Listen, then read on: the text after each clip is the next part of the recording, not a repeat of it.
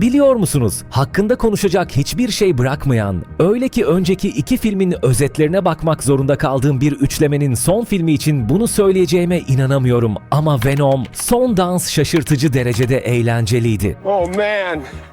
Oh God, oh man. Bu herhangi bir şekilde iyi bir film olduğu anlamına gelmiyor. Allah korusun. Hikaye tamamen zorlama, ton olarak tutarsız bir saçmalık. İlerleyebilmesi için en delice tesadüflere dayanıyor ve bir türlü karar veremiyor. Evreni kurtarmak için zamana karşı verilen ciddi bir mücadele mi, yoksa düşük bütçeli, saçma bir yolculuk filmi mi?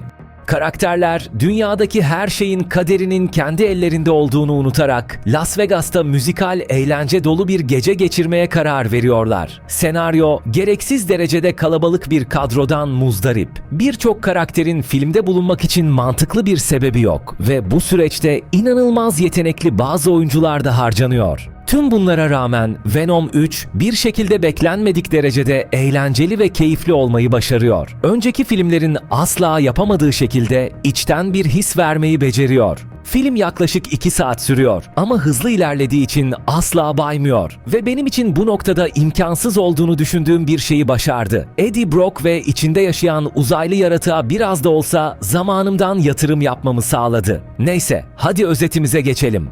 Film Meksika'daki bir barda başlıyor ve önceki filmin sonunu tamamen çöpe atıyor. Venom, çoklu evren saçmalıklarından bıktığını ilan ediyor.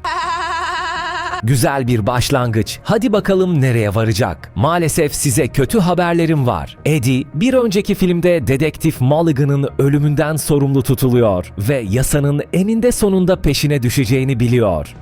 You serious? Cidden mi? Tam olarak nasıl yani? ABD hükümetinin bir polisi öldürdü diye uluslararası insan avı başlatacağını mı düşünüyorsunuz? Her neyse. Eddie, New York'ta ismini temize çıkarabileceğini düşündüğü bir arkadaşı olduğunu söylüyor ve Venom ile birlikte ticari bir uçağın dışına tutunarak oraya gidiyor. Really?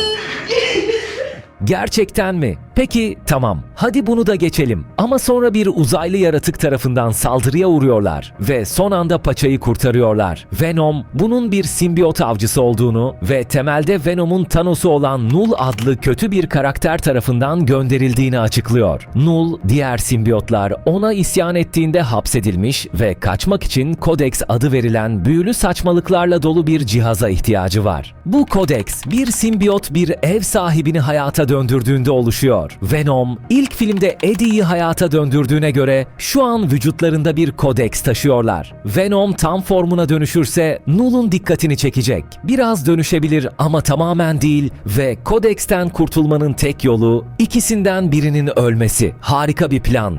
Not a great plan. Bu sırada Strickland ve askeri birlikler ele geçirdikleri bir grup simbiyotu inceliyor. Bunların arasında Mulligan'ın bedenini ele geçirmiş olan bir tanesi de var. Oh evet, Mulligan hayatta sanırım. Ve evet, o Ted Lasso'daki Keely mi? No. Gerçekten de o. Bunu görmek, The Office'teki Dawn'ı Wonder Woman'da görmek gibi bir şey.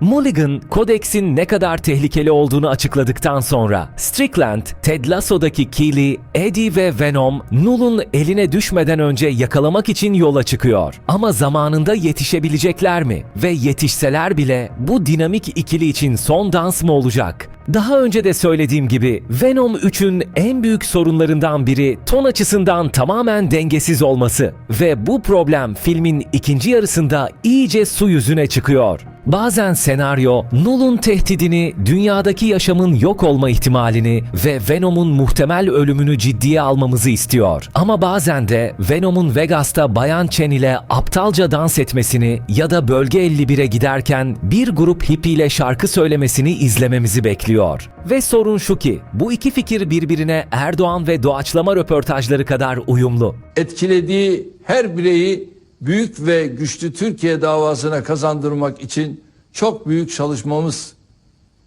Ama geri al. Geri al.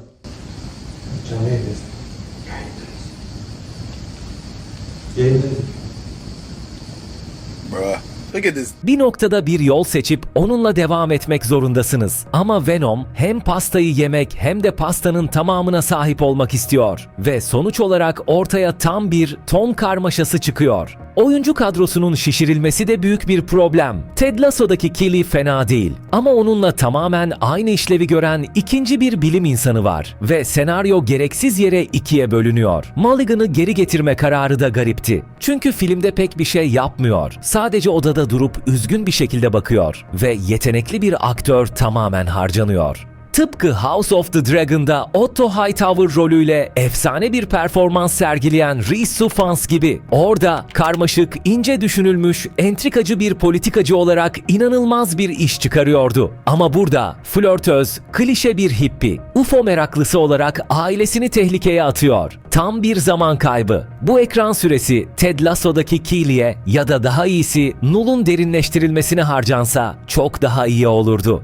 Sonuç olarak bütün bunları söyledikten sonra neden Venom son dansı beğendiğimi merak edebilirsiniz. Tüm bu ton karmaşasına rağmen Eddie ve Venom arasındaki kimya hala bu üçlemenin en iyi yönü. Aralarındaki eğlenceli atışmalar bolca var ve artık gerçekten iyi dostlar gibi hissettiriyorlar. Tom Hardy de rolüne eski ama rahat bir terlik gibi geri dönüyor.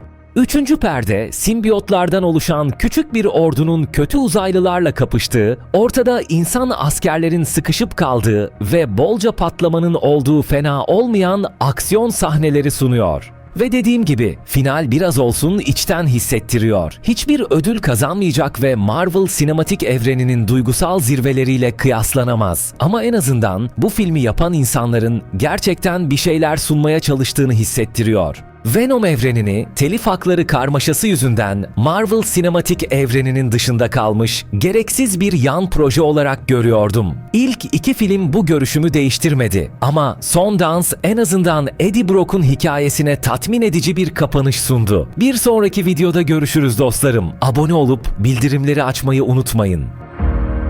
No.